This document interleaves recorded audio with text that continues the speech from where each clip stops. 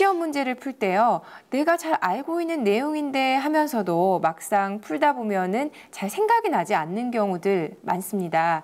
이게 바로 아는 것과 모르는 것을 구분하는 메타 인지 능력이 부족하기 때문이라고 하는데요. 그래서 오늘은 이 메타 인지 능력을 개발하는 영어 학습법 소개합니다. 자신이 아는 것과 모르는 것을 구별할 수 있는 힘을 뜻하는 메타 인지.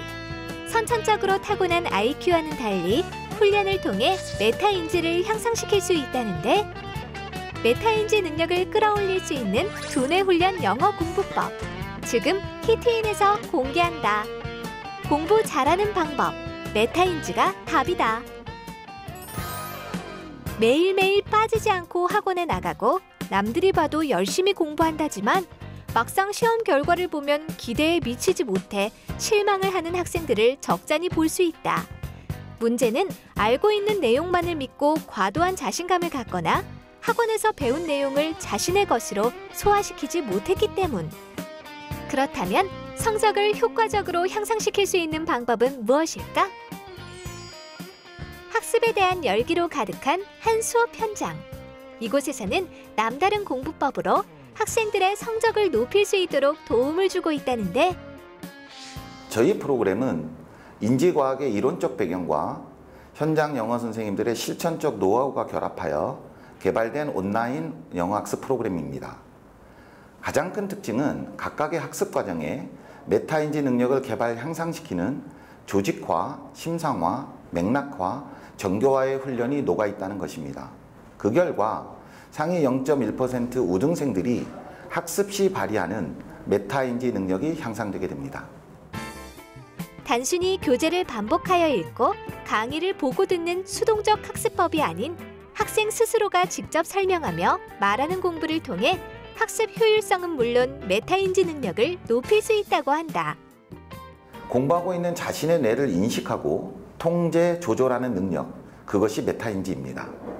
자신이 아는 것과 모르는 것을 분명히 하고 부족한 부분을 보충할 수 있는 능력, 자신이 알고 있는 지식에 새로운 정보를 연결하여 빠르고 쉽게 습득하는 능력, 그 결과 창의적이고 자기주도적으로 학습을 계획, 실천하는 능력, 이 모든 것이 메타인지가 학습 시 하는 역할이라고 할 수 있습니다.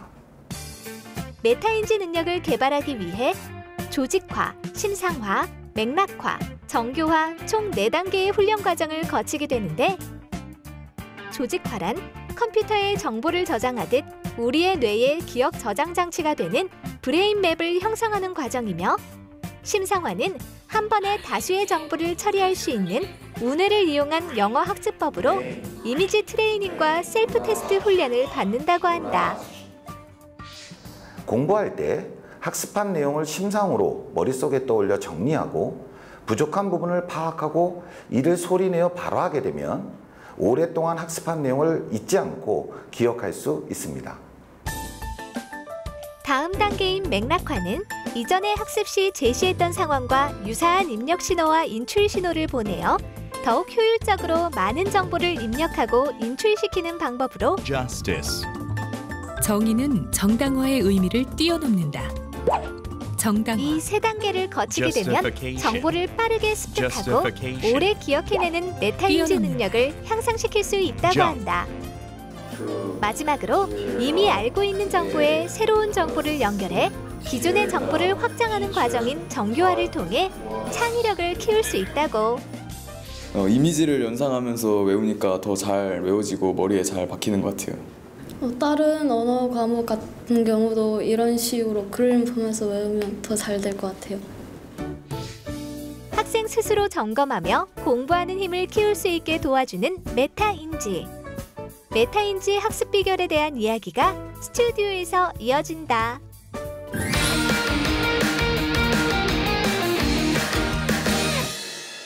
네, 화면 잘 봤습니다. 우리 선생님 모시고요. 좀 더 자세한 이야기 나눠볼게요. 안녕하세요. 안녕하세요. 반갑습니다. 네, 정말 독특한 공부법인데 어떻게 이 공부법을 생각해내게 되신 거예요? 요즘은 인터넷의 발달로 필요한 학습 정보나 좋은 선생님들을 누구나 쉽게 만날 수 있는 그런 시대거든요. 네. 그럼에도 불구하고 학생들 사이에서는 학습 성과에 있어서 큰 차이가 있습니다. 그렇죠. 도대체 그 이유가 무엇일까? 인지과학적 측면에서 한번 접근을 하게 되었고요. 네. 아직은 생소한 개념이지만 메타인지라는 것에 주목하게 되었습니다. 상위 0.1% 우등생들이 학습 시 발휘하는 조직화, 심상화, 맥락화, 정교화라는 과정이 있어요. 네. 이러한 과정을 영어 공부에 각각의 과정에 녹아 들어가는 프로그램, 그런 프로그램을 개발하게 되었습니다. 근데 이 화면에서 본 학습법이요, 굉장히 다양하게 활용할 수 있다고 들었거든요.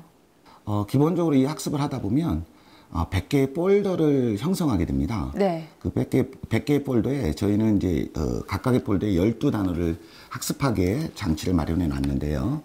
그 각각의 폴더는 기억 저장 장치이자 인출 시, 즉 우리가 기억을 꺼내놓을 때, 학습 때 꺼내놓을 때 그 인출의 단서가 됩니다. 네. 근데 이 폴더에는 영어 단어뿐만 아니라 한자나 사회과학적 지식, 그리고 더 나아가서 수학적 지식까지도 담을 수 있어요. 네. 그리고 이 영어 학습을 하고 난 다음에 외국어 버전이죠. 일본어나 중국어 버전을 학습하게 되면 보다 쉽고 빠르게 제2외국어도 습득할 수 있을 거라고 기대하고 있습니다. 공부 잘하는 학생들을 워낙 많이 보셨을 텐데 네네. 뭔가 특별한 비법이 있나요? 좋은 습관을 익혀야 됩니다. 제가 아이들에게는 국어를 못하는 학생들에게는 하루 한 지문 비문학 지문 읽기를 한다거나 네. 영어 어휘가 부족한 아이들은 그날 습득한 어휘를 어휘 노트에 작성하고 휴대하고 다니면서 연습을 시킨다거나 이런 좋은 습관을 익히도록 지도하고 있는데요. 공부 일반적인 면에서 제가 오늘 하나 꼭 좀 권해드리고 싶은 건 선생님의 강의를 듣든 아니면 혼자서 공부를 하든 네. 공부를 학습표에 시간을 내서 머릿속으로 심상으로 공부 내용을 떠올려서 꼭 정리하는 습관을 좀 가져라.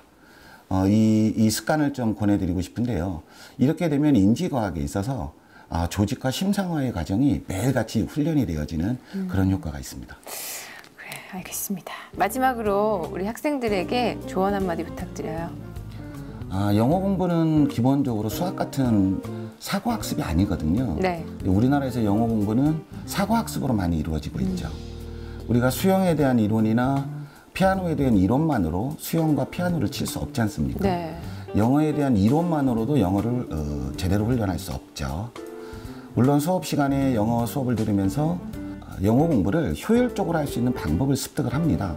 하지만 본인이 학습한 내용을 가지고 일상에서 소리내어 영어를 인출 발화하는 그런 운동학습, 능동적 학습으로 영어 공부를 하기를 네. 권해드리고 싶습니다. 소리내어서 한번 공부를 해봐라. 네. 알겠습니다. 말씀 잘 들었습니다. 고맙습니다. 네, 고맙습니다.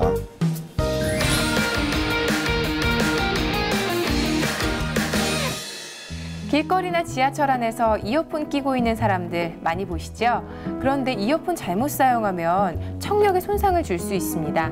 이어폰은 오픈형 그리고 고무 패킹이 달려있는 커널형 두 가지로 나뉘는데요.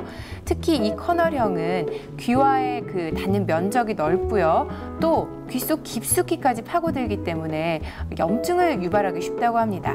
이어폰 사용하실 때 최대 음량의 60%를 넘어가지 않게 그리고 하루 1시간 이하로 사용하셔야 난청의 위험을 막을 수 있습니다. 자, 오늘 저희가 준비한 소식 여기까지고요. 다음 이 시간에 다시 뵙겠습니다. 고맙습니다.